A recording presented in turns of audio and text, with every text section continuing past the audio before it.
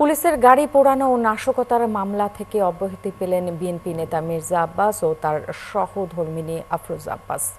সোমবার ঢাকা মহানগর দায়রা জজ আদালতের বিচারক মোহাম্মদ সাব্বির ফয়েজ এই আদেশ দেন। বিস্তারিত জানাচ্ছেন নিবিড় সাহা। গণ অভ্যুত্থানে ক্ষমতাচ্যুত শেখ হাসিনা আমলে দায়ের করা মামলাগুলোতে এখনও আদালতের দ্বারে দ্বারে ঘুরতে হচ্ছে বিএনপি নেতাদের।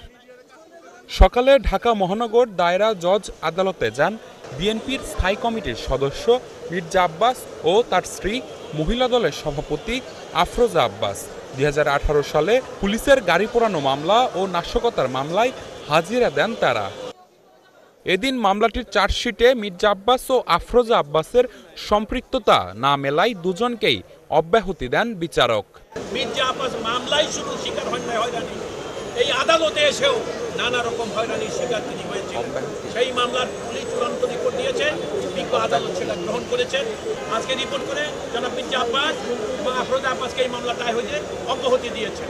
বিগত সরকারের দায়ের করা বাকি মিথ্যা মামলাগুলো থেকেও অব্যাহতির অনুরোধ করেন মির্জা আব্বাস। আরও মামলা রয়ে গেছে, আমার এই একটা না, আরও অনেক মামলা আছে আমার বিরুদ্ধে। আমি আশা করছি এবং আমার এবং আফরোজার বিরুদ্ধে, আব্বাসের বিরুদ্ধে যে মামলাগুলো আছে অচিরেই সবগুলো মামলা আমাদেরকে খালাস দেওয়া হবে। আমার এই আবেদন সরকারের কাছেও থাকবে, মাননীয় আদালতের কাছেও থাকবে।